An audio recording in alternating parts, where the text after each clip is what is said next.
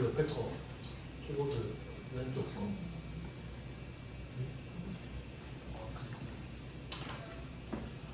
여기로 하시는 거예요?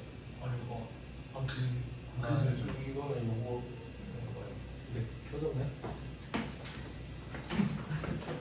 네, K랩을 한번 들어가 보시고요.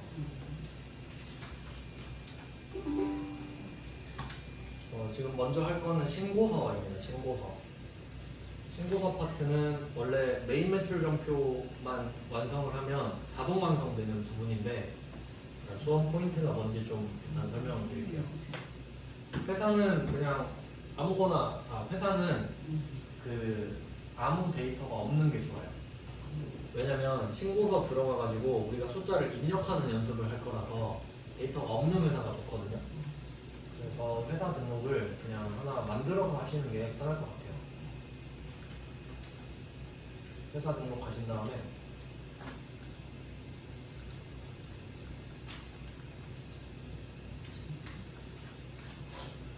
그냥 밑에 빈칸으로 가셔서 번호는 위에 없는 거 그냥 쓰시고요.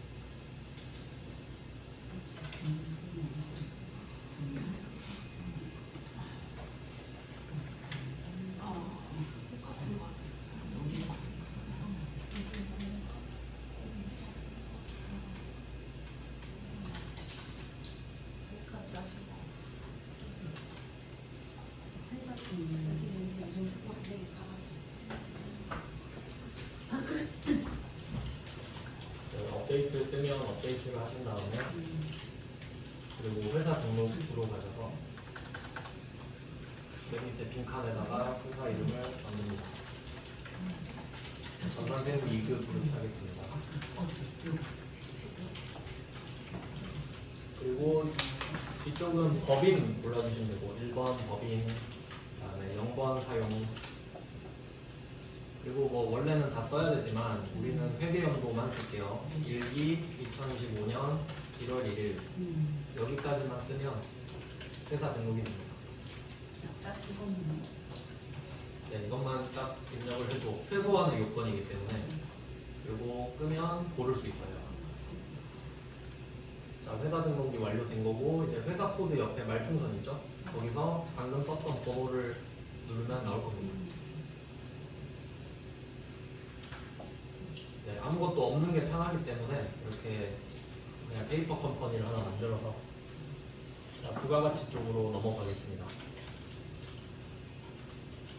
자, 부가가치 쪽에서 일단 할 거는 신고서예요.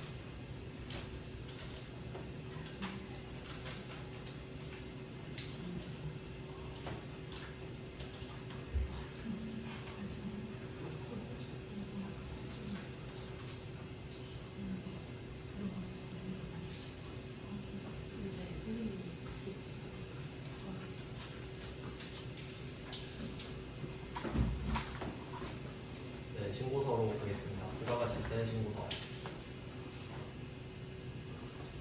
그러면 실제로 이거를 3달에 한 번씩 이렇게 하는 건데 보통은 확정으로 나옵니다. 근데 뭐 이거 입력하기 전에 구성을 좀 먼저 보여드리면 프린트를 드렸었는데 일단 이 페이지가 좀 잘못되어 있어가지고 3페이지 뒤에 4페이지가 없고 1페이지가 또 있어요. 이게 번호가 참 힘드네요. 그 3페이지 뒤쪽에 있는 1페이지를 한번 봐볼게요.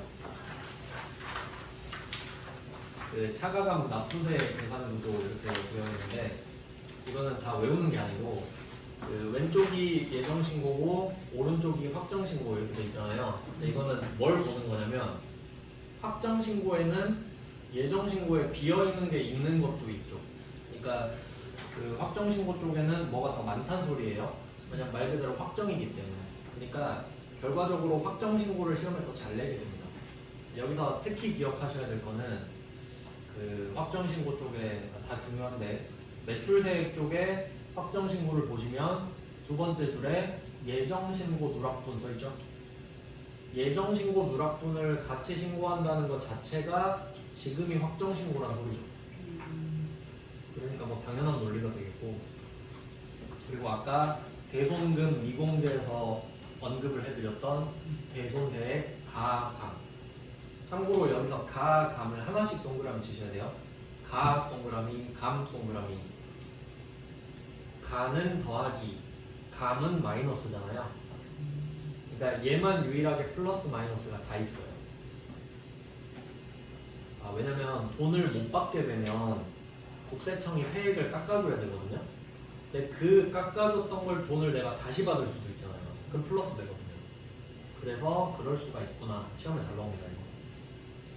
그 다음에 뭐 매입세액 쪽은 똑같고요. 매입세액은 예정 확정이 똑같죠. 그리고 세액공제 쪽으로 가보면 전자신고 세액공제, 이거 시험에 잘 나와요. 전자신고 세액공제는 예정 때는 안 해주고 확정 때만 해줘요. 10,000원 깎아주거든요. 그러니까 1년에 20,000원을 깎아주는 거죠. 최대 1기 때 한 번, 2기 때 한 번. 전자신고 세액공제 10,000원, 이 금액도 기억하셔야 돼요. 금액 안 알려줍니다. 그러니까 전자신고 세액공제 받았다 이렇게만 말해요. 그럼 여러분이 10,000원을 쓰셔야 돼요. 그 자리에.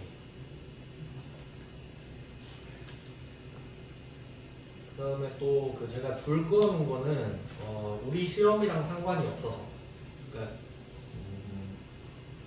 그 첫 번째 줄 그어놓은 거는 법인이라서 안 되는 거고, 두 번째도 마찬가지예요. 상관없습니다. 우리는 혜택을 못 받아요. 그러니까 세액공제는 좋은 건데 법인은 못 받는 혜택이에요. 그냥 넘어가면 되고. 그 다음에 또 그 예정신고 미환급세액, 이건 그렇게 중요하진 않고요. 예정 고지세액도 안 중요하고, 가산세 있죠. 이거 표시할게요. 그러니까 여러분이 확정신고에서 특히 기억하셔야 될 거는 예정신고 누락분, 대손세액 가감, 전자신고 세액공제 10,000원 금액까지, 그리고 가산세, 이 4개를 더 낼 수 있기 때문에 확정신고로 내겠죠 당연히. 그래서 확정신고로 낼 것이다 라는 걸 그냥 보여드린 거고요. 그 다음에 다시 앞쪽으로 가보겠습니다. 앞쪽에 첫 2페이지, 첫 장의 2페이지죠. 이게 실제로 부가가치세 신고서 양식이에요. 그러니까 실제로 종이로 옛날에 이렇게 써서 냈겠죠. 근데 이게 홈택스로 요새는 다 돼 있는데 그냥 참고로 보여드리려고 넣어놨습니다. 참고로 금액에 제가 그 메인 매출 전표 유형을 써놨어요. 이거 제가 직접 적은 거예요. 한번 하나씩 좀 확인을 하겠습니다. 일단 그림을 보면서 여기 색깔이 없지, 컬러로 뽑았는데 일단 그림으로 먼저 보여드릴게요. 자, 빨간색 파트 있죠. 1번부터 9번까지가 빨간색 파트입니다. 매출이라고 써있죠. 매출. 얘는 매출 파트. 이거 좀 자주 보셔야 돼요. 신고서 구성은. 그리고 18번까지가, 이게 프로그램이랑 그 종이는 조금 다른데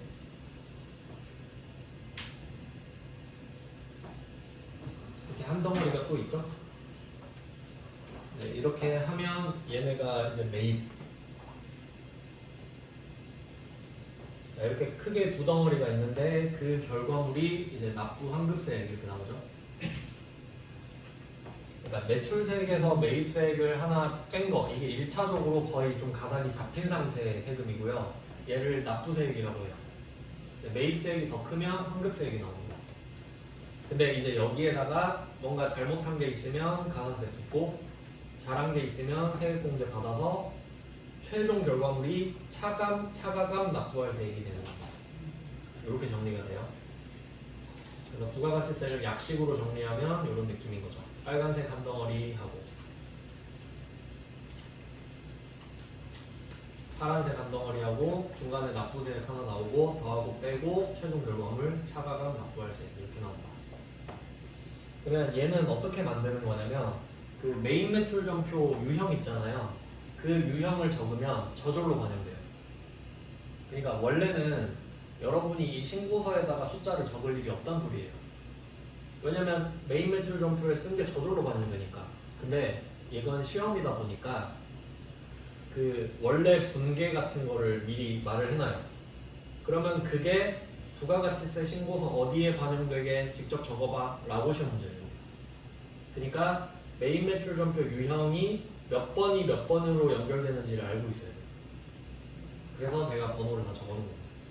그러면 프린트 한번 볼게요. 자, 그러면 위쪽이 1번부터 9번까지가 빨간색 매출이라고 말씀드렸죠? 그러면 1번부터 한번 보겠습니다. 1번에는 세금 계산서 발급분 이렇게 있는데 그게 11번 과세인 거죠. 세금 계산서 발급하면 11번 과세잖아요. 걔네들이 1번으로 싹 모입니다. 세 달치 금액이. 자, 그 다음에 2번은 매입자 발행 세금 계산서. 아까 이름은 보셨죠? 이름은 이론에서 봤는데 여기선 시험 범위가 아니에요. 그래서 끊어놨습니다. 자, 그 다음에 3번. 3번은 신용카드 현금영수증 발행분 이렇게 돼 있죠? 얘는 문제가 뭐냐면 한 칸에 하나씩 들어가면 참 좋은데 신용카드랑 현금영수증 발행분이 같이 들어가 있죠. 그래서 제가 17카과 22현거를 같이 써놓은 거예요. 즉 합계액이 들어갑니다. 그러니까 이것 때문에 회계 1급에서 어떤 문제가 있었냐면 회계 1급에 장부조회 문제 있잖아요. 그래서 부가가치세 신고서에서 신용카드 발행분이 얼마게 하면 신고서에서 알 수가 없었어요. 합친 금액이 나오니까. 뭐 그런 경우가 있었죠. 그러니까 메인 매출장 가고 막 그랬었는데 뭐 지금은 그렇게 중요하진 않고요. 그 다음에 4번 기타. 이 부분이 중요합니다. 세무 2급에서는. 기타 정규 영수증 후의 매출분. 즉 영수증을 발급하지 않았는데도 부가가치세를 내는 경우 14번 건별 아까 말씀드렸죠? 중요합니다. 세무 2급에선 이걸 낼 수 있는 거예요. 그러니까 4번 엄청 중요해요. 기타 정규 영수증의 매출분. 그러니까 여긴 제가 14번 건별이라고만 써놨는데 여기 옆에다가 따로 간주공급, 간주임대료까지 써주시면 좋겠죠. 그래야 이론이랑 실무가 묶이니까.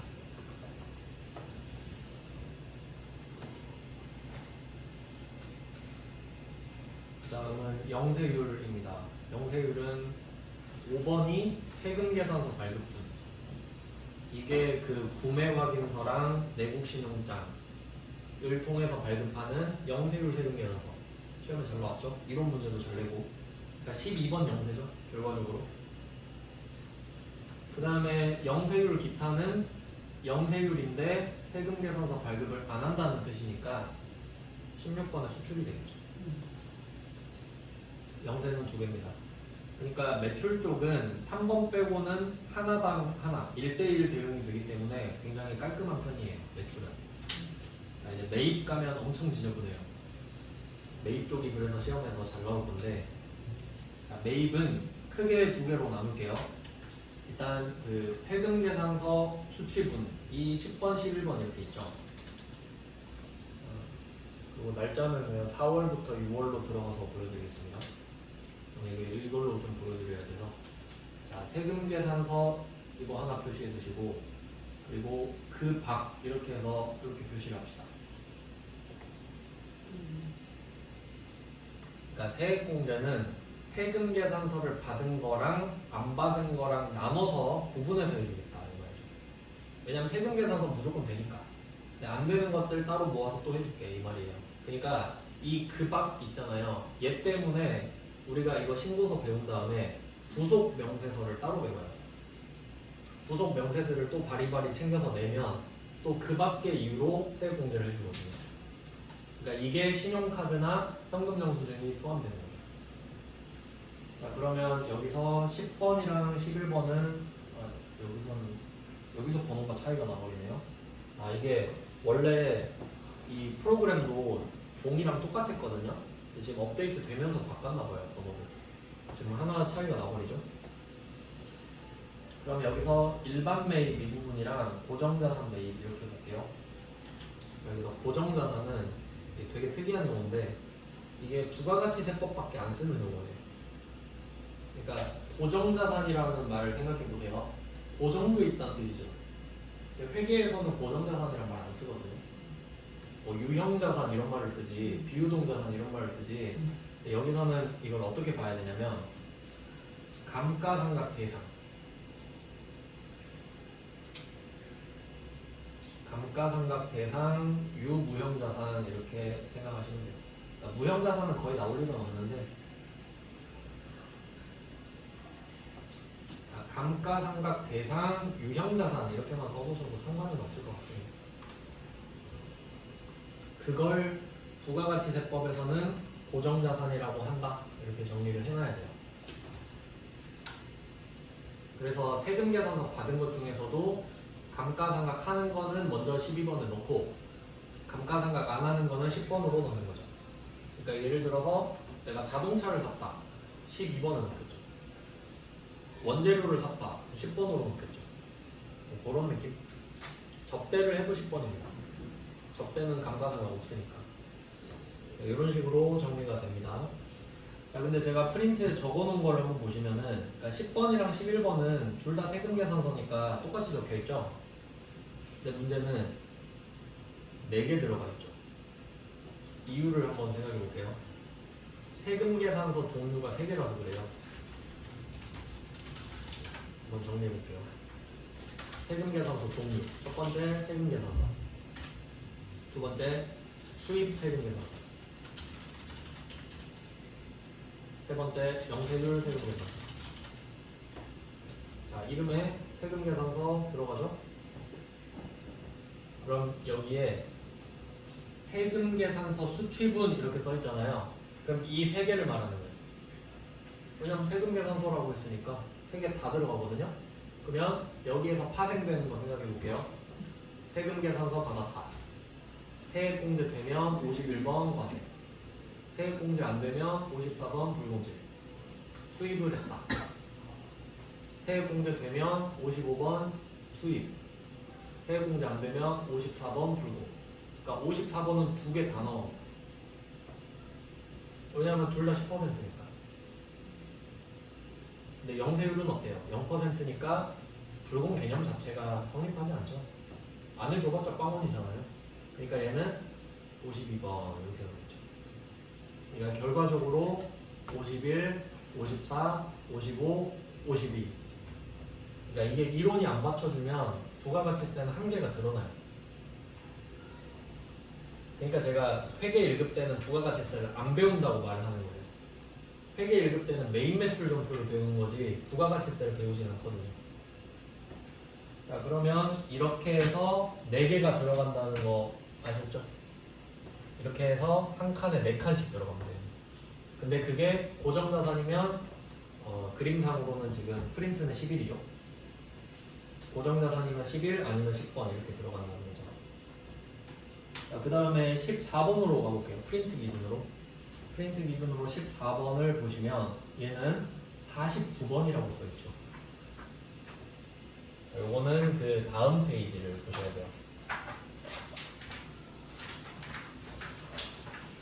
일부러 글자 있는 쪽은 뺐습니다. 그림만 두 페이지 넣었어요. 그러면 3페이지라고 써있는데 보시면 그 두 번째 칸이라 그래야 될까? 14번 그 밖에 공제 매입세액 명세 써있죠? 그게 막 여러 개 있는데 합계가 49죠. 그러면 여기에 41이랑 42를 한번 봐보세요. 57 카과 61 형과 써있죠.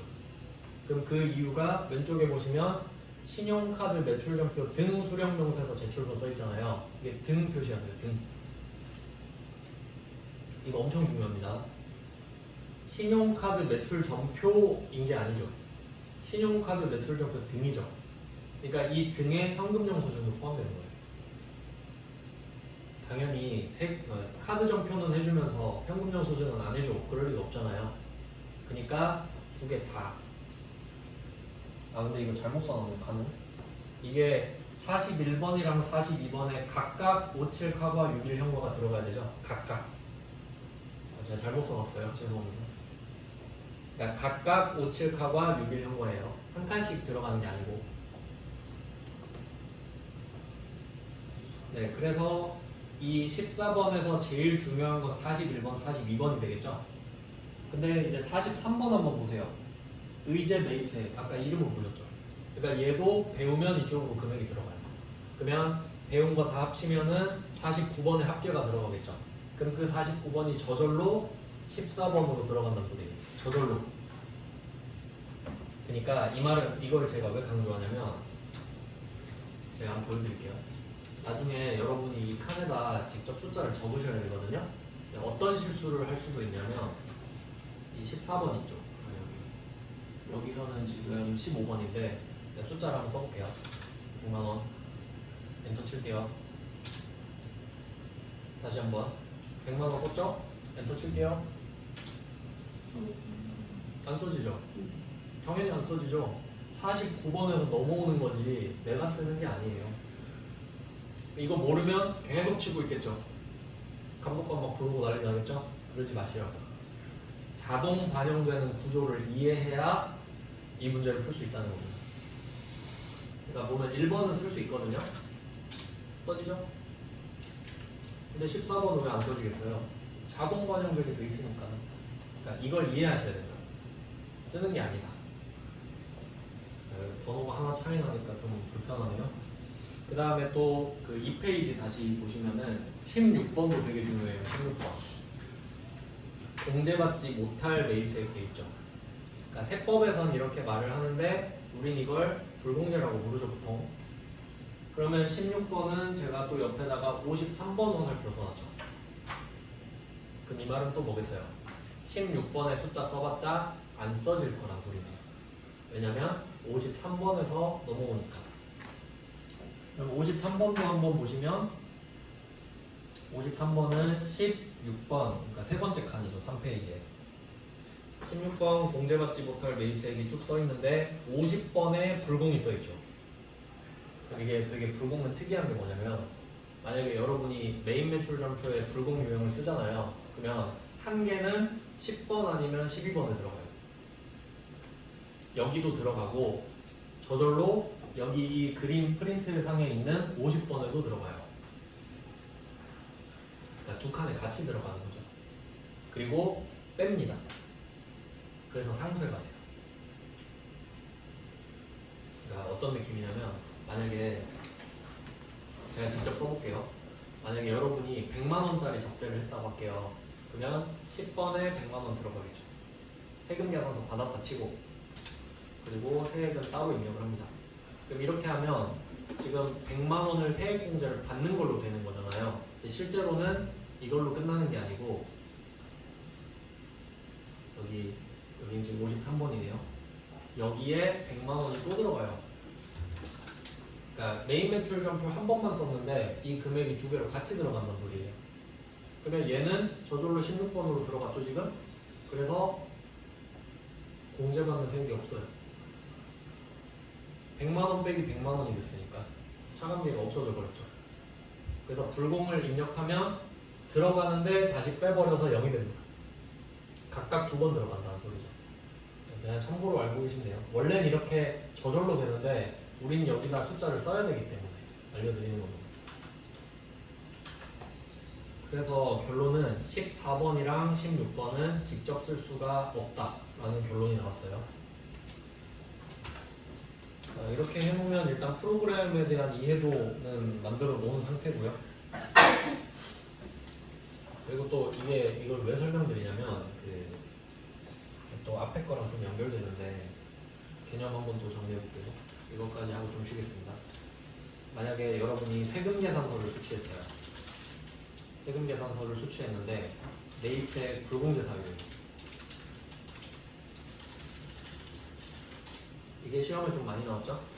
그러면 얘를 메인 매출 전표 54번 불공 이렇게 쓰잖아요.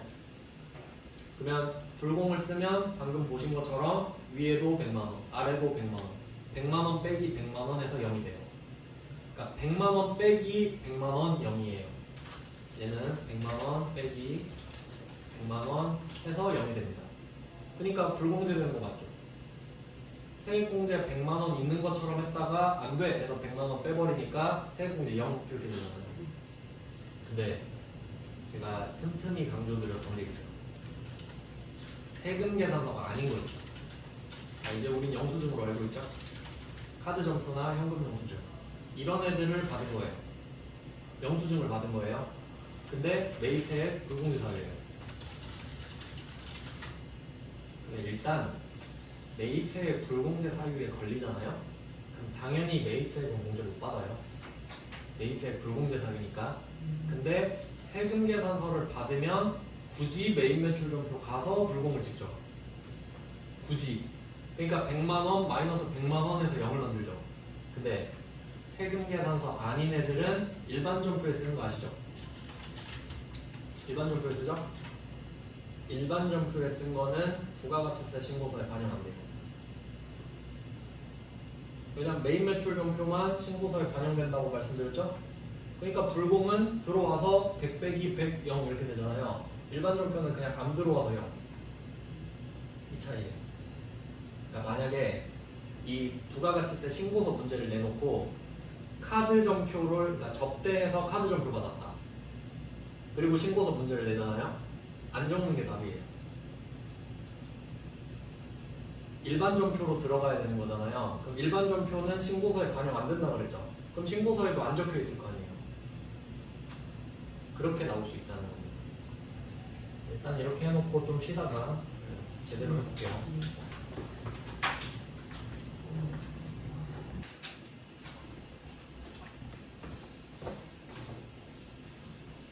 이제 가산세를 한번 훑어보고 직접 입력하면서 해보겠습니다.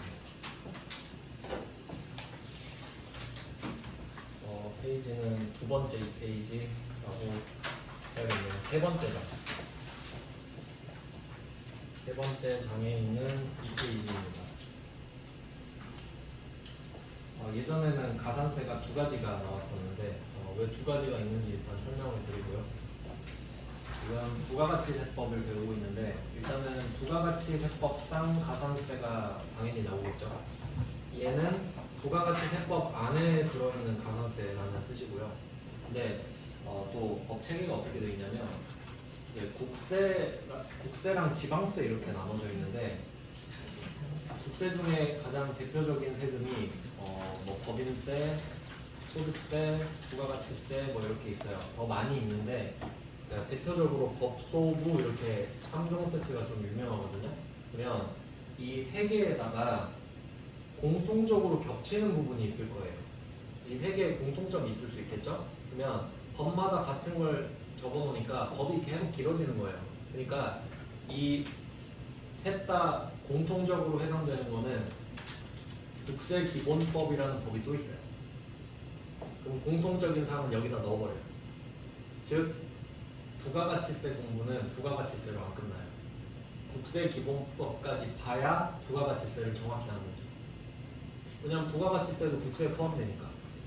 그래서 원래는 국세기본법상 가산세도 배워야 되거든요.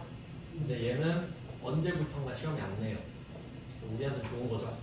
그러니까 이게 참고로 신고납부 가산세예요. 그러니까 누가 물어보진 않는데 이 법소부 3종 세트는 자기가 신고하고 자기가 납부하는 게 원칙이거든요. 그러니까 신고를 늦게 하면 가산세, 납부를 늦게 해도 가산세가 붙거든요. 그러니까 그걸 법마다 쓸 필요가 없잖아요. 그러니까 국세기본법에 묶어서 하나만 딱 써는 거예요. 그러니까 니들 다 국세니까 다 가산세 맞아라 이렇게 된 거죠. 그러니까 실제로는 있지만 우린 시험 범위가 아닌 것뿐입니다.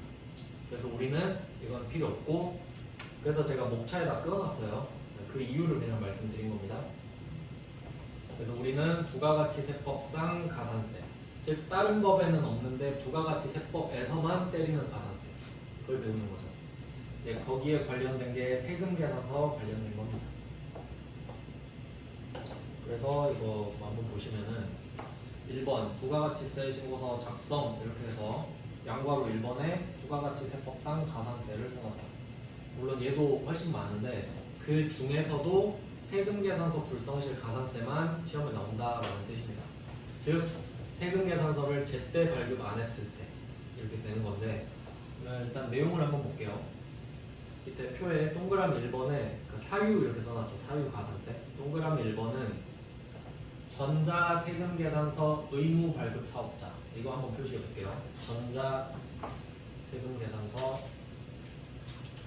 의무 발급사업자.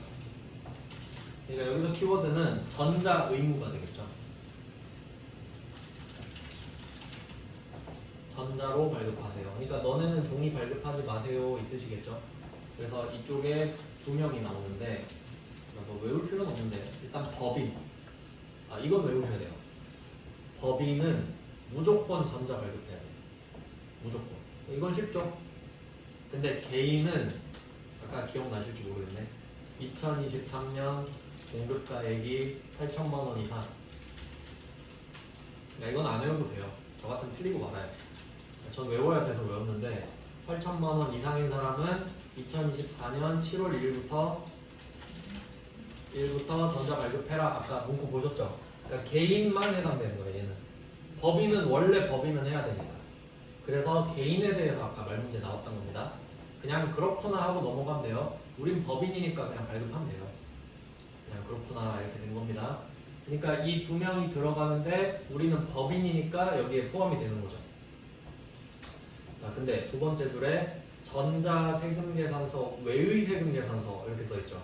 그게 종이밖에 없어요. 즉 법인이 종이 세금계산서 발급한 경우 이렇게 요약하면 돼요. 그리고 옆에 가산세율이 다 써있는데 제가 밑줄 친 것만 외우시면 돼요. 근데 동그라미 1번만 밑줄 쳐놨죠.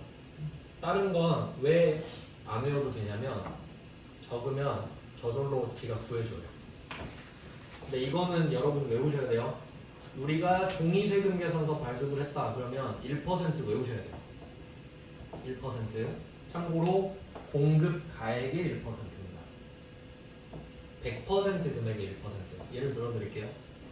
만약에 여러분이 공급가액 1,000만 원짜리 물건을 팔았습니다. 그러면 매출세액이 100만 원이 붙겠죠. 그럼 가산세는 1,000만 원의 1%. 왜냐면 어디다 때리는지 모르는 경우가 좀 많거든요. 그래서 뭐 대충 한 10만 원이구나 이런 느낌. 그러니까 뭐 크지도 않고 적지도 않고 뭐 그렇죠. 상당히 큽니다. 1억짜리면 100만 원 되니까. 그래서 이런 기준이라고 보시면 돼요. 그러니까 100%의 1% 이렇게 기억하시는 게 좋겠죠. 100%의 1%. 그러면 이거는 그냥 왜 그러냐 하면 너 탈세하려고 그랬지 이런 거죠. 왜 전자 발급 안 하고 종이로 발급했어? 탈세하려고? 이런 느낌. 자, 그럼 동그라미 2번으로 내려갑니다. 동그라미 2번은 세금계산서 발급 시기가 지난 후, 그러니까 발급할 때, 그러니까 공급할 때 같이 줘야 되는데 이미 그때 놓쳐버린 거예요. 물건은 주고 안 준 거예요 지금. 그래서 발급 시기가 지난 후라고 돼 있죠. 그리고 공급 시기가 속하는 과세기간에 대한 확정신고. 이거 아까 표시했는데 또 표시할게요. 공급 시기가 속하는 과세기간에 대한 확정신고 기한. 공급 시기가 속하는 과세기간에 대한 확정신고 기한. 날짜 두 개 있는 거 말씀드렸죠? 7월 25일, 1월 25일. 이건 절대 안 바뀌기 때문에 얘는 세법 바뀌어도 얘는 안 바뀌기 때문에 이 날짜는 꼭 기억하셔야 돼요. 확정신고 기한은 7월 25일, 1월 25일이구나. 그러니까 이때까지는 받은 거죠. 이때까지는 발급한 거죠. 그럼 늦었지만 그 정도는 봐줄게. 근데 늦긴 늦은 거다. 그러니까 가산세 때문에. 그래서 지연 발급 이렇게 써있죠. 이걸 편의상 지연 발급이라고 말을 하는 겁니다. 자, 그 다음에 3번으로 한번 가볼게요. 3번은 제가 반대 화살표 써놨죠. 이거 잘 보셔야 되는데 2번은 늦게 발급했으니까 가산세를 맞는 겁니다. 근데 내가 늦게 발급하면 상대방은 어때요? 늦게 받을 수밖에 없죠. 그래서 3번은 지연 수취 가산세예요. 근데 이거는 잘 생각하셔야 되는 게 3번이 좀 억울해 보이죠. 아니 제가 늦게 줘서 늦게 받았는데 이러잖아요. 근데 국세청은 이렇게 말해요. 야, 아쉬운 거는 너지. 너 이거 못 받으면 세액공제 못 받지. 이렇게 하면서 네가 진지하게 빨리 달라고 했어야지. 매출하는 애는 안 아쉬워 이렇게 해버리는 거예요. 할 말이 없는 거야. 예 알겠습니다 이럴 수밖에 없겠죠. 대신 절반만 때릴게. 그러니까 매입하는 사람이 아쉬운 거 맞죠? 그러니까 제깍제깍 받으라고. 안 그럼 둘이 같이 탈세한 걸로 보겠다고. 그러니까 받는 사람의 억울한 건 3번밖에 없어요. 그러니까 3번은 제가 눈에 띄게 화살표 해놓은 겁니다. 그러니까 지연 수치 조심하셔야 돼요. 수치. 억울해 보이지만 얘도 가산세 맞는다. 그 다음에 4번이네요. 4번은 또 나왔죠? 공급 시기가 속하는 과세기간에 대한 확정신고 기한까지 발급하지 않은 경우. 2번은 발급했죠? 4번은 7월 25일 넘어간 거예요. 그러면 늦게 발급을 한 거잖아요. 근데 국세청은 그건 한 거 아니야. 미발급으로 처리해버립니다. 했는데 발급했잖아요. 근데 미발급이래요. 근데 이게 어떤 중요한 게 나오냐면 그럼 내가 발급은 했는데 미발급이 돼버렸죠. 근데 나는 매출세는 내야 돼요. 그럼 상대방이 어떨지 생각해보세요. 그럼 상대방은 늦게 받았죠. 근데 미수치예요. 세액공제 못 받아요. 차이가 엄청 크죠? 그러니까 국세청도 참 양아치인 게 나보고 미발급이라 해놓고 매출세액 내놓으래. 그럼 상대방은 받았는데 미수치니까 짠 세액공제 안 해주겠대. 그렇게 돼버립니다. 그러니까 이게 뭐 시험 문제로 내진 않는데 개념을 정리해 보잖아요. 지연 수치 만약에 우리가 지연 수치 당하잖아요. 그러면 가산세는 냅니다. 근데 세액공제는 받는 거죠. 수취했으니까. 그러니까 세액공제는 받는데 좀 덜 받는 게 되는 거죠. 가산세를 따로 내야 되니까. 근데 미수취 돼버리면 어때요? 가산세 안 때립니다. 왜냐면 세액공제를 못 받는 것 자체가 가산세잖아요. 그죠? 세액공제를 못 받았는데 야 가산세도 내. 그러면 장사하기 싫겠죠. 그러니까 이렇게 됩니다. 결과적으로. 그러니까 미발급 반대편에 제가 미수치는 안 써놓은 거죠. 미수치 가산세는 없으니까. 미수치 자체가 가산세가 돼버리잖아요. 세액공제를 못 받으니까. 그걸로 장난치면 많이 틀릴 거예요. 그래서 이 정도 뭐 밸런스를 좀 생각해 보시고요.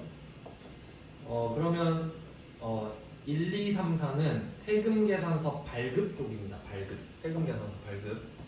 그럼 5번, 6번은 뭐냐면 발급명세 전송. 명칭을 보통 이렇게 씁니다. 세금계산서. 그러니까 여기서 전자가 나와야겠죠. 전자세금계산서는 발급했다고 말을 하고요. 그럼 이건 발급을 해야 발급명세를 전송할 수 있죠. 그러니까 이렇게 순서상으로 이렇게 되는 거죠. 1번 전자세금계산서를 발급했다. 2번 발급명세를 전송했다. 이게 1번, 2번 이 관계를 생각해 보시면 만약에 여러분이 세금계산서를 발급을 안 했다고 해볼게요. 미발급이 돼버렸다고 할게요. 그럼 미발급 가산세 맞겠죠? 그럼 당연히 발급명세도 전송 안 했겠죠? 그럼 발급명세 전송 가산세는 안 때립니다. 미발급해서 미발급 가산세를 맞았잖아요. 근데 야 너 미발급하고 발급명세도 전송 안 했네? 또 때릴 거야. 그건 양아치잖아요. 발급을 안 했으니까 당연히 명세 전송도 안 했겠죠. 그러니까 1번, 2번 중에 하나만 때리는 거예요. 1번을 때렸으면 2번까지 때리면 안 되죠. 근데 만약에 내가 전자세금계산서는 잘 발급했어요. 근데 전송을 늦게 한 거야. 그러면 전송 가산세만 맞겠죠. 그러니까 둘 중에 하나만 맞아요. 얘는 둘 중에 하나만. 이것도 개념 잘 정리해 주시고요. 그러면 5번은 세금계산서는 뭐 발급했다고 치고 전송을 늦게 했다. 얘도 확정신고 기한까지입니다. 그러니까 날짜는 안 어렵죠. 그냥 7월 25일, 1월 25일이 기준이라고 보시면 돼요. 근데 그때까지도 안 했다? 그러면 미전송 가산세를 때리겠다. 이런 거죠.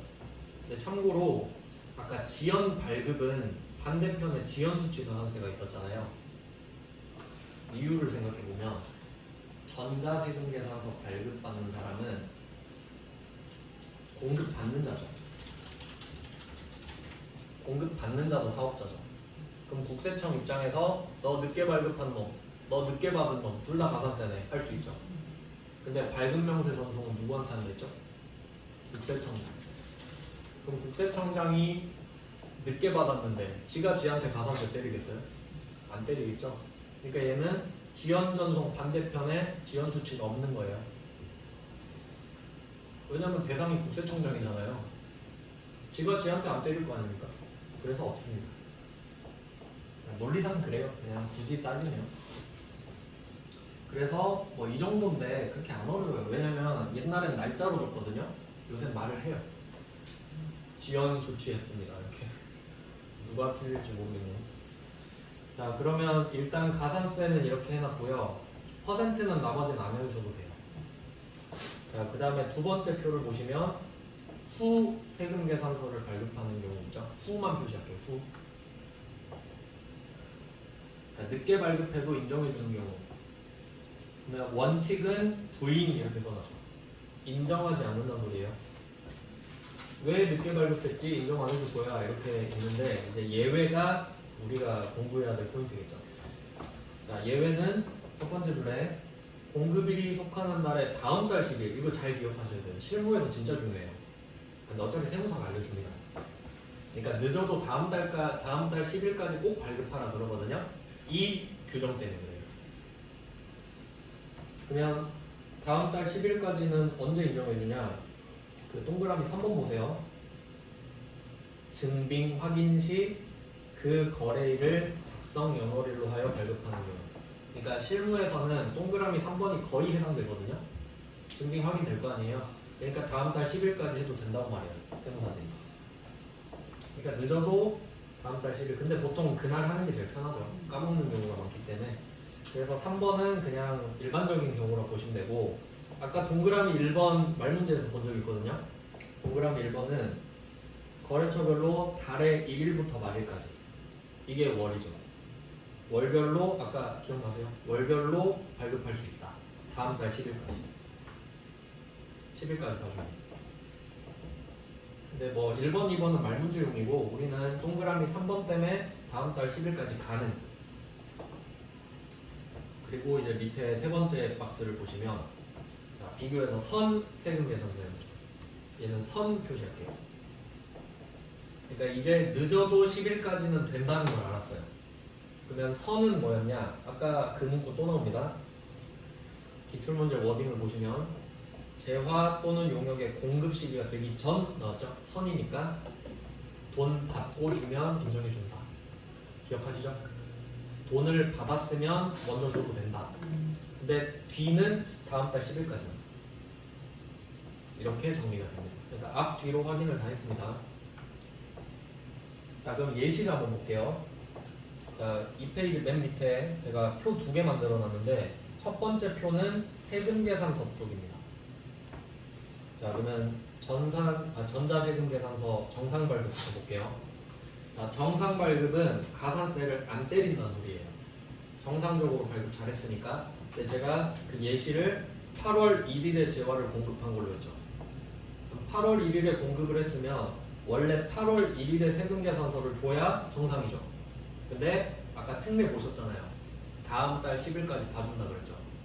그러니까 9월 10일까지 발급해도, 그러니까 물론 작성 연월일은 8월 1일이어야 돼요. 근데 발급만 늦게 한 거예요. 발급만. 그러면 9월 10일까지는 가산세 안 맞죠. 그러면 9월 11일은요. 가산세 맞겠죠 이제. 그럼 언제까지 맞냐?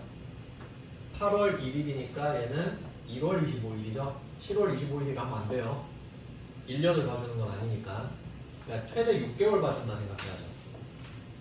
그럼 얘는 9월 11일부터 해 넘어가서 1월 25일까지 발급한 거는 발급은 된 겁니다.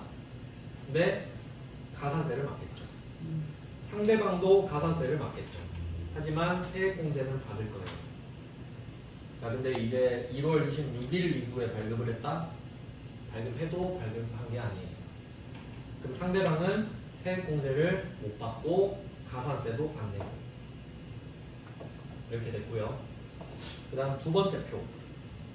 두 번째 표는 이제 발급명세입니다. 발급명세는 두 가지 전제가 필요해요. 8월 1일에 재화를 공급을 했고 그때 세금계산서까지 줬다. 전자까지 같이 발급했다. 그러면 얘는 아까 다음날 기억나세요? 다음날만 봐줘요. 손가락 까딱까딱 거리는데 하루나 기다려주는 거예요 지금. 그러니까 얘는 날짜가 다르죠. 다음 달 10일 다음날. 근데 어차피 지연 전송은 똑같아요. 25일까지. 그렇게 어렵지는 않죠. 이쪽 가산세는. 자, 이제 문제를 풀어보겠습니다. 다음 페이지로 넘어가 볼게요.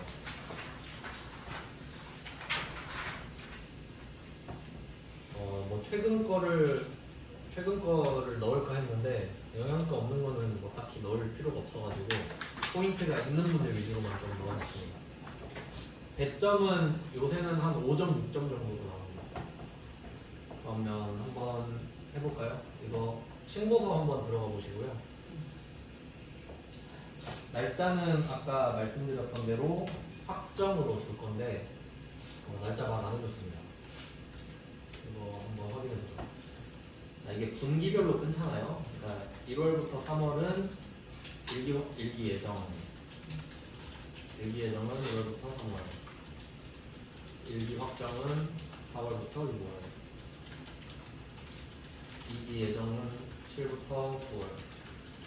2기 확정은 10부터 12월 이렇게 됩니다. 그래서 지금 그 1번 문제가 116회잖아요. 옛날에는 월도 알려줬거든요. 근데 여기서는 그냥 일기 확정 이렇게만 말하죠. 4월, 6월을 쓰라는 겁니다. 예전에는 4월, 6월 이렇게 써줬어요. 근데 말할 필요 없잖아요, 사실. 그러니까 신고서 들어가서 일자는 안 써도 되거든요. 그러니까 한번 직접 해보시면 알 텐데 월에다 4를 쓰고 엔터, 일자는 저절로 써줘요. 그리고 엔터 치고 6도 아마 써줄 거예요. 왜냐면 4월 썼으면 6월까지 하니까. 그러니까 4만 쓰고 엔터 쭉 쓰면 세팅이 돼요. 원래는 메인 매출 점표께 넘어오는데 우리는 빈칸에다가 직접 쓰는 거예요.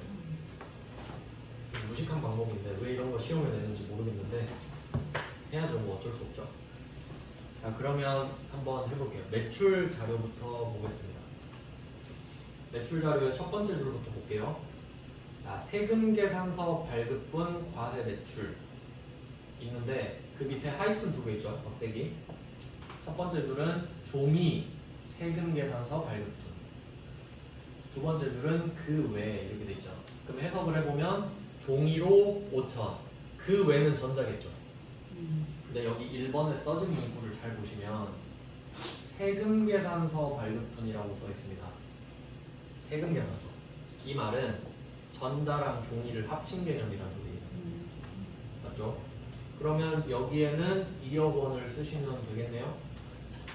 금액 2억은 여기 8개니까 200 플러스 이렇게 연습을 하시는 것도 좋겠죠.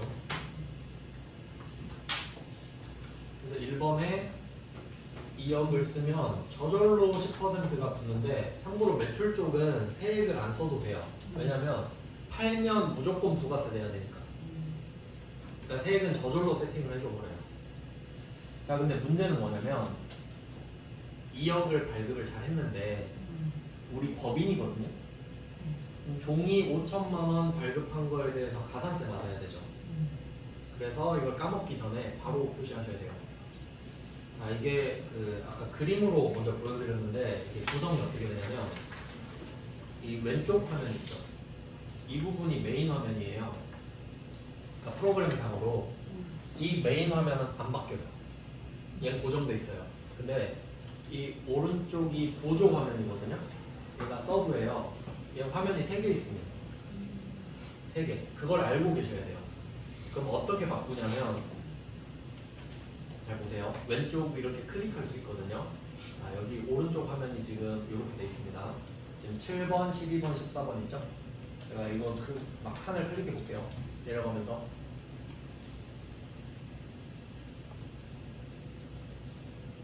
바뀌었죠? 바뀌는 순간이 와요. 바뀌죠? 언제 바뀌는지 몰라도 돼. 왜냐면 클릭해보면 되니까.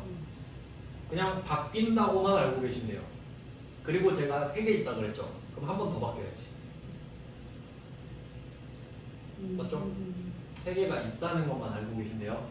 그러면 이렇게 바꾸면서 가산세가 있는 부분으로 바꿔야 돼요.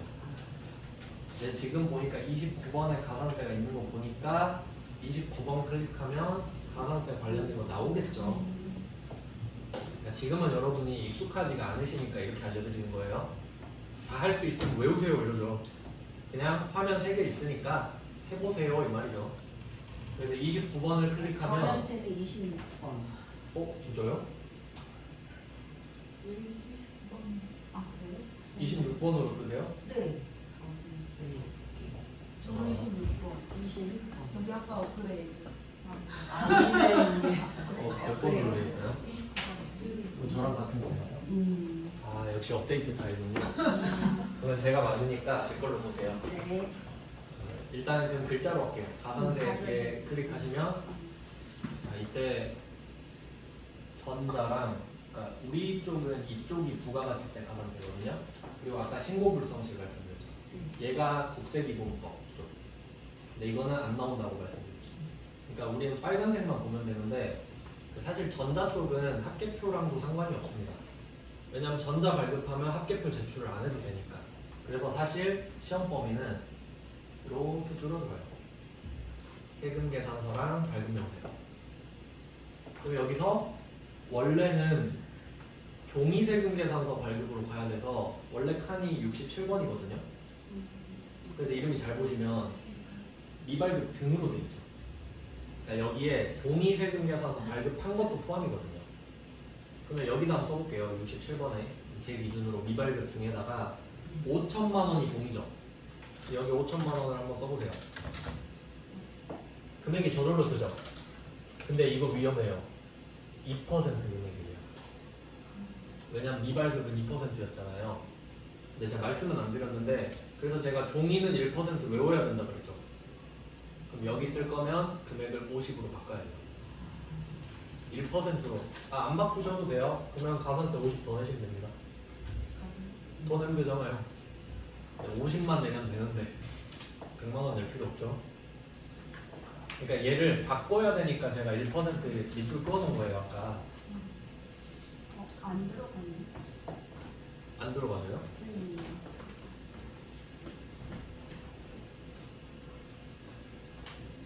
이쪽. 네, 거기다 한번 써보세요.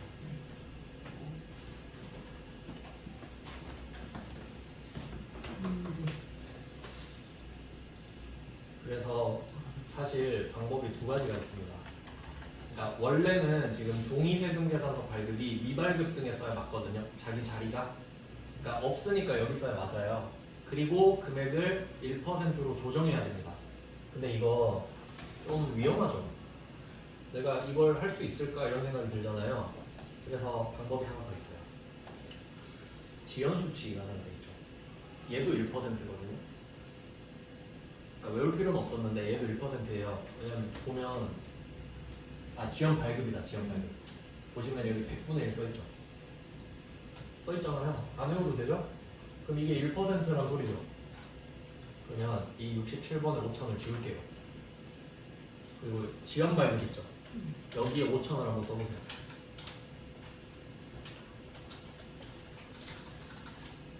50만 원 나왔죠. 그럼 금액 맞죠? 그리고 한번 생각해 보세요. 국세청 입장에서 이게 종이 발급 가산세인지 지연 발급 가산세인지 그냥 1%만 거두면 되죠. 그럼 이렇게 신고하면 우리 보고 잘못했다고 할까요? 아니죠. 전혀 상관없죠. 50 거두면 되는 거잖아요. 그러니까 이렇게 해도 정답 처리돼요. 그러니까 이렇게 외워버리시는 것도 편해요. 그러니까 두 가지 방법이 있는 거예요. 미발급 등에 쓴 다음에 금액을 1%로 줄인다. 즉 반타 작시는 거죠. 두 번째, 아예 65번에 써버립니다. 둘 다 정답 처리돼요.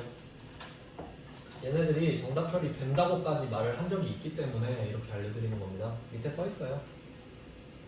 이게 안 써 있는 회차도 있는데 한 번 그렇게 말을 했기 때문에 이제 관습이 되는 거예요. 실제로도 중요하지 않고요. 금액만 맞으면 되죠. 그래서 이렇게 하면 첫 번째 줄이 끝난 겁니다. 이제 두 번째 줄로 갈게요. 그러니까 전자분은 1억 5천인데 1억 5천은 가산세 안 맞잖아요. 그러니까 5천만 원만 까먹기 전에 바로 하라는 말씀이에요. 이거 나중에 해야지 하고 못하는 경우 많거든요. 그러니까 관련된 건 그때그때 끝내버리세요. 그러니까 1번에 쓰고 29번 클릭해가지고 바로 쓰고 한 줄 끝. 이렇게 처리하는 게 깔끔하죠. 자, 그 다음에 매출 자료 두 번째 거 가볼게요. 매출 자료 두 번째 거는 자, 당사의 직원인 홍길동 임원 아닌 임원이어도 상관없어요.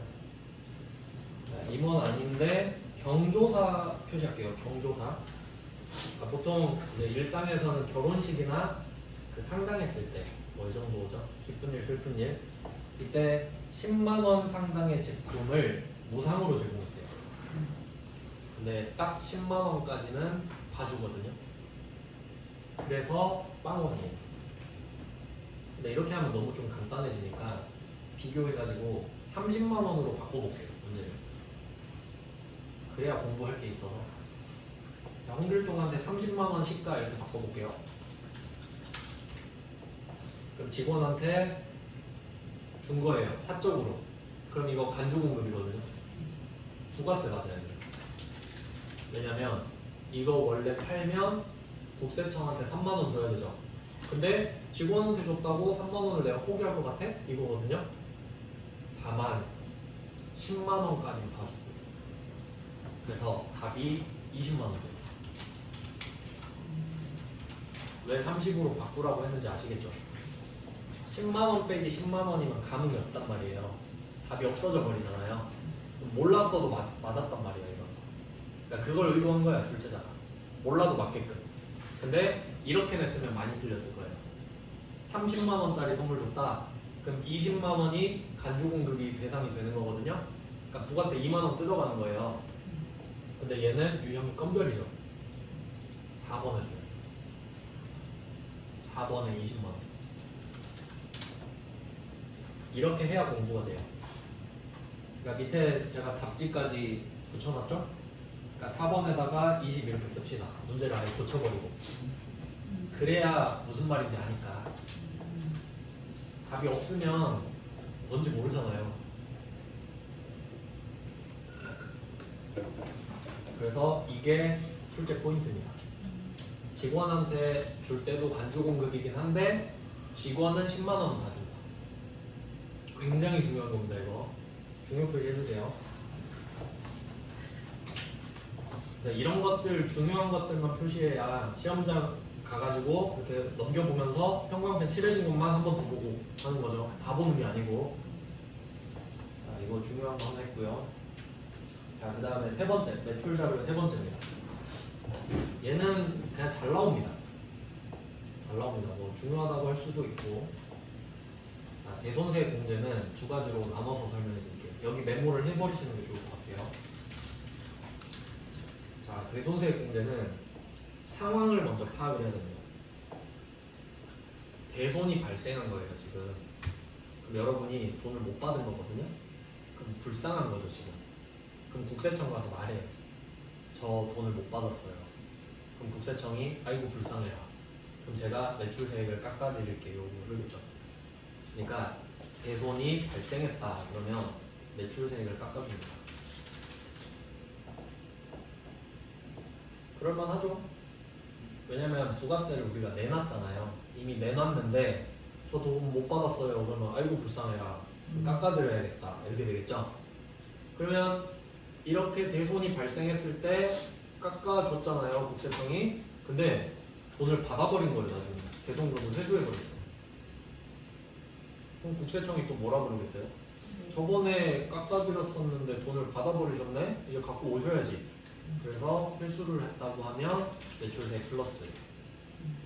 그러니까 가감이라고 나왔었죠 아까. 유일하게 플러스 마이너스 다 나오는 게 대손세 공제인데 유일하게. 시험에 잘 나오겠죠. 그럼 지금 이 문제에서는 대손 확정 표시하시면 되겠죠. 대손 확정. 그럼 국세청이 아이고 불쌍해라 하겠죠? 그래서 마이너스. 칸은 뭐 밑에 답이 있는데 8번 이쪽 8번에 마이너스 그리고 165만 원 써 있잖아요. 이제 세무이급은 계산기를 아마 갖고 가실 건데 자 이거 잘 생각해야 됩니다. 165만 원이 대손금이에요. 돈을 못 받은 거예요. 근데 얘는 110%죠.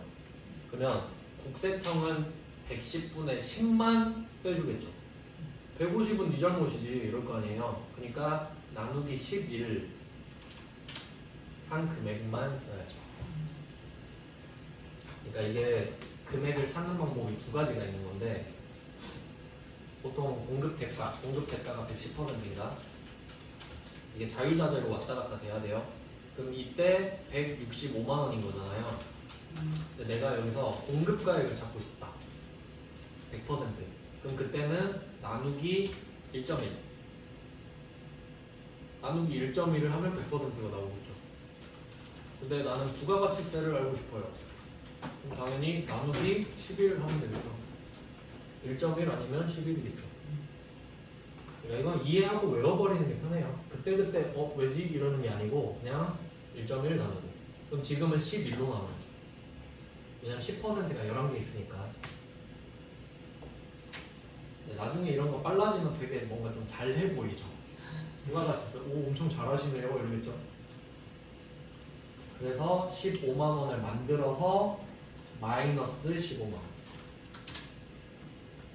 그러니까 대손세액이 나오면 일단 나누기 11 그리고 플러스 할지 마이너스 할지 순서 이렇게 정하면 되겠죠. 첫 번째 나누기 11을 한다.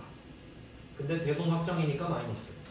근데 만약에 대손 확정 때 대손세액 공제를 받았던 걸 회수했다. 그러면 플러스 15만 원. 그땐 플러스를 안 쓰죠. 그냥 15만 원 쓰면 되죠. 그러니까 시험에 딱 잘 나옵니다. 얘는 거의 매회 나와요. 매회 대손세액. 자 이렇게 하면 매출 끝. 이제 매입 갈게요. 매입.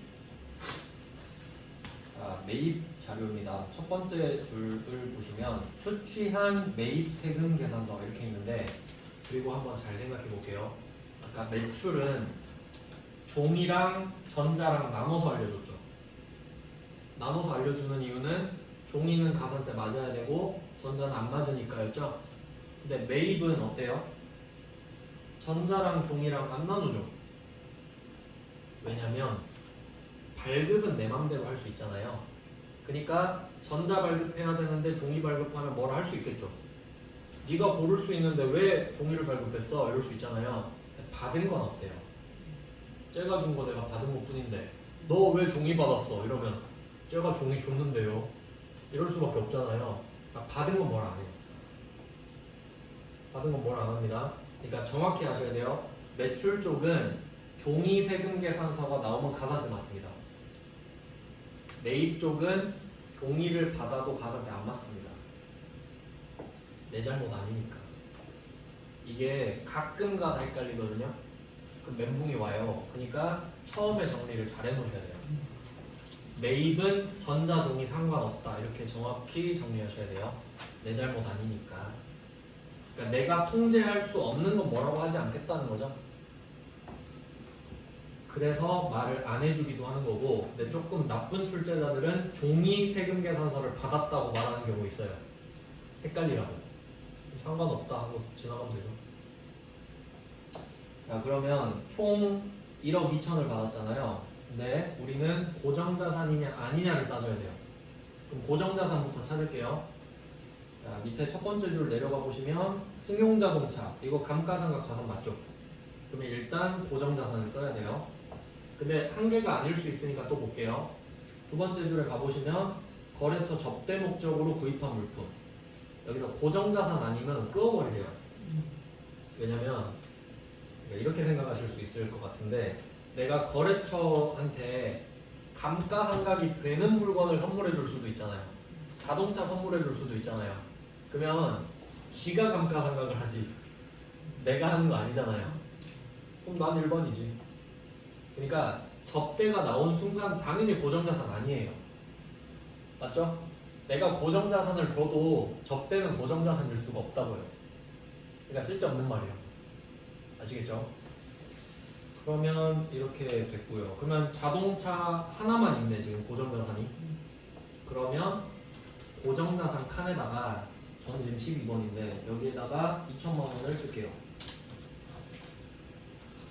자, 근데 매입 쪽은 또 매출 쪽이랑 다른 게, 매출은 세액이 저절로 써졌죠. 왜냐면 팔면 부가세는 무조건 내야 되니까. 근데 매입 쪽은 금액이 안 써있죠. 왜냐면 영세율 세금 계산. 영세율은 세금이 0이잖아요. 그러니까 무조건 10% 띄워버리면 안 되지. 내가 영세율 받았으면 그만큼 세금이 반영이 안 돼야 되니까 직접 적으라고 하는 거예요. 그러니까 200을 써줘야겠죠. 이유는 몰라도 되는데 납득하실 수 있게 말씀드리는 거예요. 자, 그 다음에 10번은 1억 2천에서 2천을 뺀 금액을 쓰는 거죠. 왜냐면 전부 세금 계산서 받은 게 1억 2천인데 고정자산이 자동차 2천밖에 없잖아요. 그럼 나머지가 1억인데 그 1억에 적대비가 포함되어 있는 것 뿐이죠. 그러니까 그냥 나머지 1억을 다 쓰면 되죠. 1억에 1,000만 원. 그러니까 이게 독해 문제죠, 독해 문제. 합쳐서 1억 2천인데 고정자산이 2천밖에 없어. 그럼 나머지로 다 일반이겠죠. 여기다 또 500 적고 9,500 적을 이유는 없잖아요. 자, 이렇게 적으셨죠? 자, 그럼 일단 세금 계산서는 적었어. 근데 이 중에 불공제 사유 있죠. 자동차는 통과했어요. 자동차는 세액공제 돼요. 접대는 세액공제 안 되죠? 그럼 제가 아까 16번의 금액 못 적는다고, 여긴 17번이네. 공제받지 못할 외입세액에 못 적는다고 말씀드렸죠? 그럼 이거 클릭해서 오른쪽 위로 넘어갑니다. 53번에 16번 클릭해서, 그러니까 공제받지 못할 외입세액 클릭해서 오른쪽 위로 화면 바뀐 걸로 넘어가세요. 53번 공제받지 못할 외입세액 또 있죠? 여기에 적대비 적으셔야죠. 500에 50. 그러니까 1억 2천 중에 500만 불공제니까. 그러니까 이게 헷갈려요. 앞에서는 고정자산이냐 아니냐로 나누는 거고 이쪽에서는 불공제 되는 것만. 그러니까 만약에 이 차가 배기량이 지금 999인데 혹시 2000cc 이렇게 나오잖아요. 그럼 여기다가 2500 쓰셔야 돼요. 자동차 2000에 적대비 500이니까. 맞죠? 그러니까 앞에서 금액이랑 뒤에 금액이랑 다를 수가 있다는 거예요. 근데 이 출제자는 착한 편인 거죠. 왜냐면 저 같으면 자동차 1999 이렇게 낼 거거든요. 그럼 여기 2500 써야 돼요. 그럼 이게 쓰면서 만만하게 생각이 들어요. 맞지? 고정자산이 맞냐 아니냐랑 불공제 맞냐 아니냐랑 별개잖아요. 그러니까 이게 포인트라고요. 출제 포인트. 근데 어쨌든 금액은 맞아야겠죠. 근데 이쪽은 뭐 불공제만 쓰니까 공제되는 건 따로 쓰진 않죠. 그래서 이제 잘 보시면은 잘 봐봐요. 1억 2천이 합계로 뜨는데 밑에 마이너스 500 들어가잖아요. 그러니까 1억 1,500 이렇게 되는 거지. 그러니까 같이 들어간다 했잖아요. 원래 동시에. 근데 지금 우리가 그걸 적는 것 뿐이고 원래는 저절로 되고. 자, 그러면 매입 자료도 끝났어요. 이제 유의사항 갈게요. 유의사항. 첫 번째 줄에 세부담 최소화를 가정한다. 세금을 최대한 덜 내게 해라. 그 다음에 두 번째 줄. 불러온 자료는 무시하고 문제에 제시된 자료만 직접 입력한다. 당연한 말이죠. 직접 입력한다 이 말이에요. 직접. 그 다음에 세 번째 줄.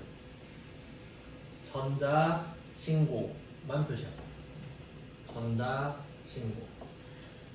홈택스로 신고한다. 10,000원 깎아 받는다 이 말이에요.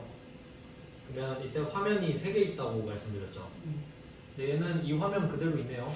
공제받지 못할 매입세액 밑에 전 지금 57번인데 전자신고세 공제 써있죠. 여기에 10,000원을 써주세요. 그리고 또 하다보면 이렇게 헷갈릴 때가 있거든요. 이거 세액 공제죠. 덜 내는 거잖아요. 세금. 마이너스 쓰는 거 아닌가? 이 생각이 들 때가 있거든요. 그래서 제가 강조했던 거예요. 유일하게 플러스 마이너스가 다 있는 건 대손세일 뿐이라고. 나머지는 다 플러스로 적는 거예요. 헷갈리시면 그걸 떠올리세요. 마이너스를 쓸 수 있는 건 대손세 가감 뿐입니다. 나머지는 다 플러스로 적어요. 그러니까 여기에 플러스로 적으면 지가 마이너스로 빼주는 거죠. 끝입니다. 이러면 6점. 할만하죠? 안 어려워요. 진짜 그러니까 처음에 좀 이렇게 한 개만 더 할게요. 한 개만. 두 번째는 진짜 나아요. 두 번째는 두 번째는 처음보다 진짜 나아요. 5분이면 진짜 할 수 있어요. 한번 해볼게요. 자, 이거 연습할 때 요령은 자, 날짜를 한 번 더 클릭해요. 그럼 저장할 거냐 물어보거든요. 아니요 해야죠. 그냥 백지 상태로 또 연습하죠. 일기 확정이니까 똑같이 4월 1일, 6월 30일 쓰면 백지가 돼요. 이렇게 계속 연습하는 거예요. 계속. 그러니까 신고서 연습할 때는 그 자료가 없는 게 좋다고 하는 이유가 이거예요. 자, 그러면 하나씩 해볼게요. 자, 4페이지에 115회입니다. 매출부터 볼게요. 자, 1번, 매출의 1번. 전자세금계산서 이거 보면서 가산세 없구나. 종이가 아니니까. 그러면 1번에 냅다 5억을 쓰는 거죠. 가산세는 없다라고 생각했는데 전자로 발급한 것 중에 지연 발급한 게 있네. 이 5억 중에 100만 원은 늦게 발급했대요. 그럼 바로 가산세 갑니다. 아까랑 레파토리는 똑같죠. 1번 입력하고 바로 가산세. 가서 지연 발급 찾아주세요. 65번. 대놓고 말을 해주잖아요. 100만 원 씁니다. 그럼 이제 공식이 정해졌어요. 종이 발급이든 지연 발급이든 지연 발급했습니다. 이렇게 외우는 거죠. 그냥 이해했으니까. 자, 10,000원 나오고 끝났습니다. 이젠 종이가 없어요. 그러니까 이게 그 전자 쪽에 최악의 상황이 뭐냐면 종이로 발급한 것도 있는데 지연 발급한 것도 있으면 좀 복잡해지겠죠. 근데 그렇게는 한 번도 안 했어요. 한 개만 냈어요. 한 개만. 자, 그 다음 2번 갑니다. 매출의 2번. 신용카드 매출 정표 발급에서 여기 공급 대가 표시할게요. 공급 대가에다 110% 쓰세요. 공급 대가 110%. 이게 틀린 그림 찾기인데 아까 1번은 전자세금계산서는 공급 가액이라 써놨죠. 공급 가액은 100%. 그러니까 세액을 따로 알려줘요. 근데 카드는 공급 대가로 알려줬죠. 그러니까 부가세 따로 안 알려줘요. 그럼 얘는 3번에 아까 알려드렸죠. 계산기 딱 꺼내가지고 6,600만 원 쓴 다음에 나누기 1.1. 6,000. 절대 암산하지 마세요. 암산하면 안 돼요. 진짜로. 6,000 쓰세요. 3번에. 근데 다음 줄 이게 문제예요. 이거 중요 표시할게요. 전자 세금계산서 발급 매출 공급가액 1,000만 원 포함됐다. 이거 진짜 멘붕이에요. 이거 진짜 중요한 거예요. 그러니까 이게 지금 답이 아닐 수도 있는 거야. 쓰고 보니까. 이건 제가 그림 그려드릴게요. 진짜 중요한 거라서. 진짜 이거는요 내잖아요. 다 틀려요. 다. 그러니까 정확한 이해를 해야 돼요. 출제자들도 무서워서 못 낼걸요. 내면 다 틀려가지고. 자, 그럼 어떤 내용인지 볼게요. 자, 세금계산서 발급한 게 5억이 있어요.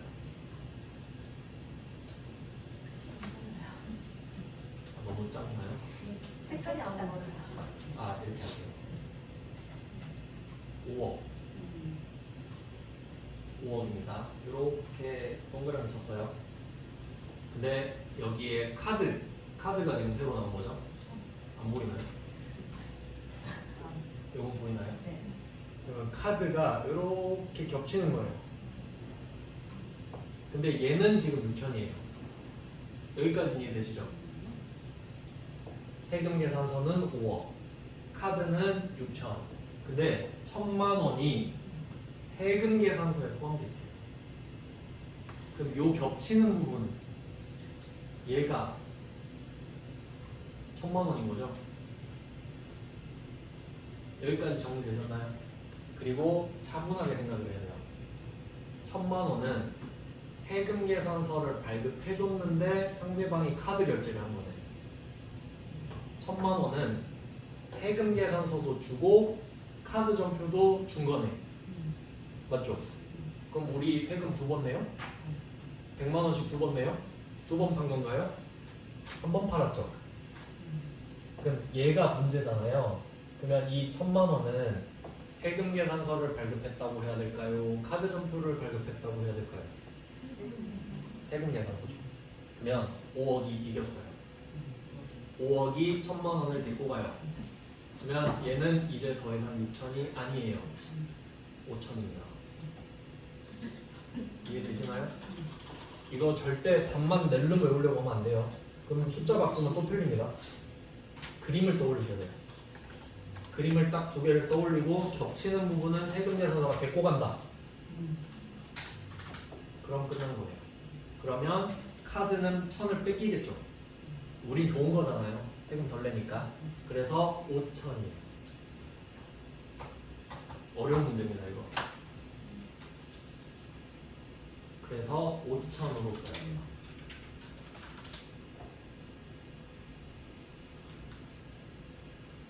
네, 근데 한 번 이해하시면 계속 똑같이 응용하실 수 있죠.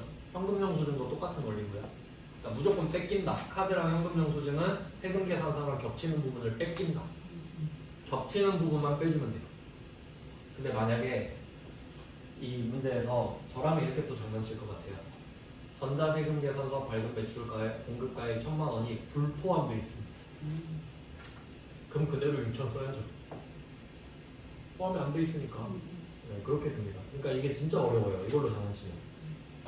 그러니까 여기서 제일 어려운 파트라 생각하시면 돼요. 그러니까 사실 부가가치세랑 관련 있는 게 아니고 독해 문제거든요.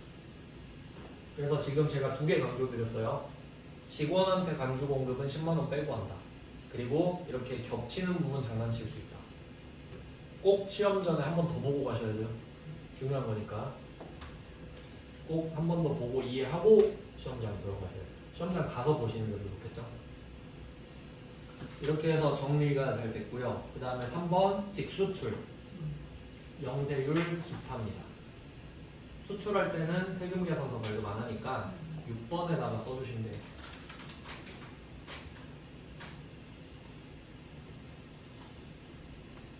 자, 매출 끝났습니다. 매입 갈게요. 자, 매입의 1번 전자. 이거는 상관없다 그랬죠. 종이여도 상관없어요. 자, 받은 게 일반만 3억 2천 있대요. 자, 지금 위에서 어려운 걸 냈기 때문에 아래쪽은 쉽게 줄 것 같아요.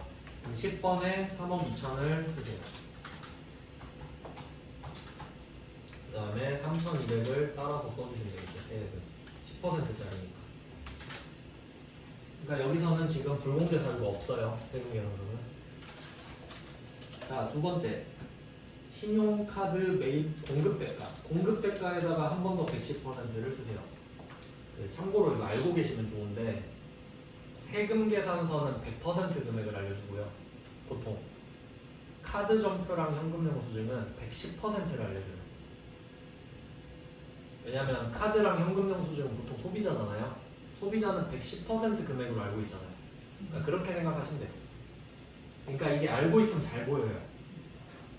그래서 신용카드에 또 110% 좋네. 그러니까 이거 나누기 1.1도 해야 되죠. 암산하시면 안 되고요. 1,100이네요. 1,100. 자, 근데 이게 에어컨 구입비 이렇게 되어 있습니다. 에어컨 구입비. 세액공제 받을 수 있죠. 그러면 14번인데 원래 14번에는 입력이 안 돼요. 아, 여기 한 칸씩 다 또 밀렸네요. 아, 15번. 저는 지금 그 밖에 공제 매입세액이 15번인데 이거 클릭하고 오른쪽 밑으로 내려갑니다. 44, 45 보이세요? 14번에. 그럼 이게 에어컨이죠. 고정자산이죠. 45. 제 기준으로 45. 여기에 1,100. 아, 아니다. 이렇게 하면 안 되죠. 죄송해요. 아, 에어컨만 여기에 300을 쓰고 그리고 나머지 44번에 800 이렇게 써야겠죠. 왜냐면 합쳐서 1,100이니까. 신용카드를 쓴 총액이 1,100인데 그 중에 에어컨이 300. 네, 저라면 여기다 내가 하나 추가할 것 같아요. 이렇게 한번 바꿔볼게요. 에어컨 구입비 330이랑 그 항공권, 비행기, 항공권 뭐 200 이렇게 한번 해볼까요? 항공권 220. 항공권. 그럼 답이 어떻게 바뀔지 보여드릴게요. 지금은 답이 800, 300이죠. 네, 일반의 항공권이 포함되어 있는 거예요. 202. 여객 서비스는 전세버스 빼고는 전부 다 세금 계산서 관리 못해요. 항공권도 내가 세금 계산서는 못 받았을 거예요. 맞죠? 이걸 카드로 긁었어요. 그럼 걔는 일반 점표에 불공제로 쓰거든요. 일반 점표에. 그럼 여기에 그냥 아예 반영이 안 돼요. 그럼 그냥 600으로 써야 돼요. 200은 세액공제가 아예 안 되잖아요. 그럼 그냥 안 써요. 세금 계산서가 아닌 건 아예 안 쓴다고 말씀드린 이유가 그거예요. 설명할 땐 끄덕끄덕해도 이걸 800 쓴다니까요. 그러니까 일반 점표에는 불공제가 아니고 그냥 안 쓰는 거예요. 안 쓰는 거. 그러면 이럴 때는 일반 점표도 우리가 그걸 써야 되는 네, 일반 점표에 쓴 거는 거기 써 있는 게 일로 안 넘어오잖아요. 그러니까 여기엔 반영이 안 돼야 되죠. 우린 결과만 지금 뽑는 거니까. 그러니까 불공이랑 차이 아시겠죠? 불공은 10번에도 들어가고 16번에도 들어가서 빵원이 되는데 카드 점표랑 현금령 수준은 그냥 안 써서 0. 그러니까 없는 거죠, 정확히 말하면. 0이 아니고 없는 거. 그렇게 흔히 바틀립니다. 딱 포인트 아시겠죠? 이거 낼 거 아니에요, 당연히. 그래서 항공권 나온 적이 있습니다. 내일 볼 거예요. 아, 미리 한번 보여드릴게요. 봐야 믿으시죠? 10페이지 한번 보세요. 10페이지. 뒤에서 찾는 게 빠르죠?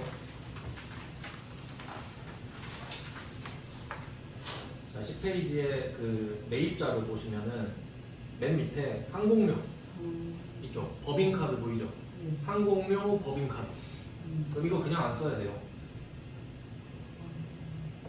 그리고 맞다. 그럼 답에 한번 확인해 볼까요? 답에. 답이 왜 없지? 그냥 안 써요. 그래서 이거 지금 답이 왜 누락됐는지 모르겠는데 안 씁니다. 그냥 안 쓰는 거예요.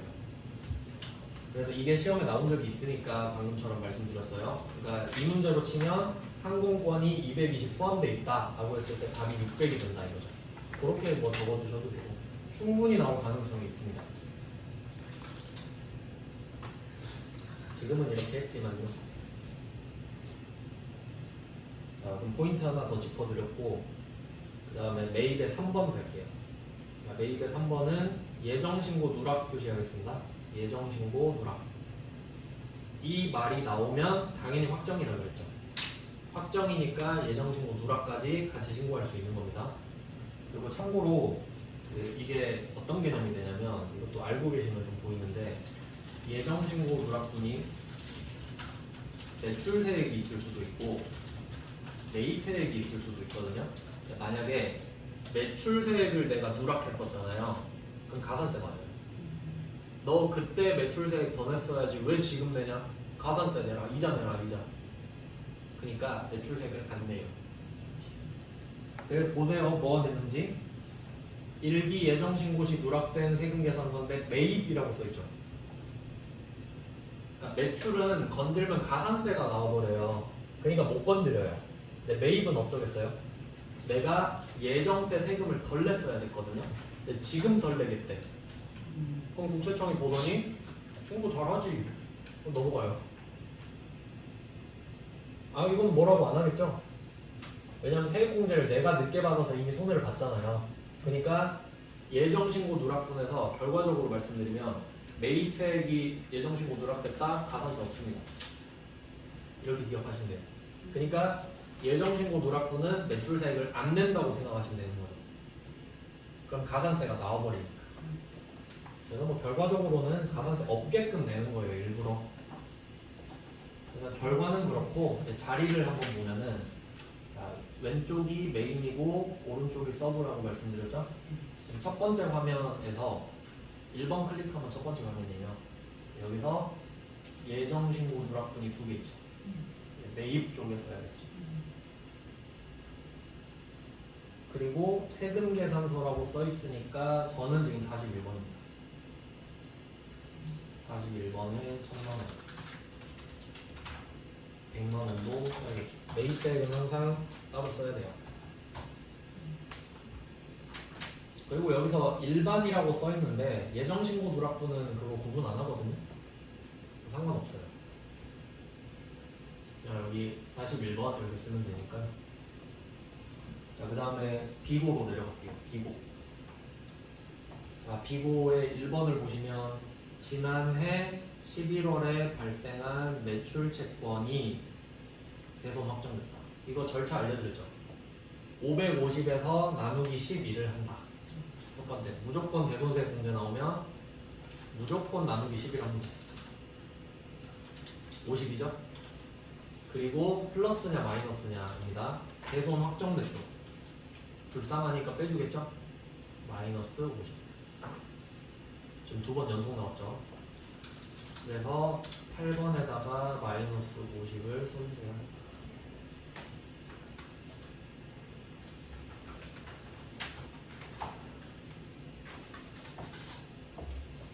자, 그리고 비고 2번입니다. 예정신고 미환급세. 그러니까 예정신고 때 환급세액이 떴었나봐요. 네, 예정 때는 돈 안 돌려준다고 말씀드렸어요. 그러니까 지금 덜 내는 거예요. 얘는 안 어려운 게 자리가 그냥 있습니다. 밑에 보시면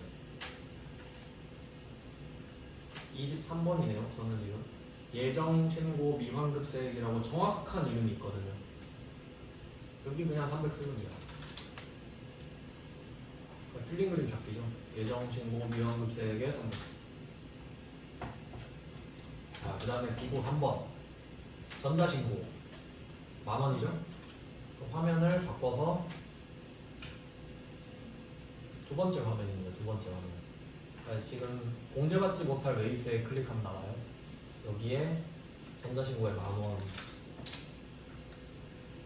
그리고 지금은 이렇게 하면 끝이에요. 만원까지 쓰면. 아니 여기서 또 없어.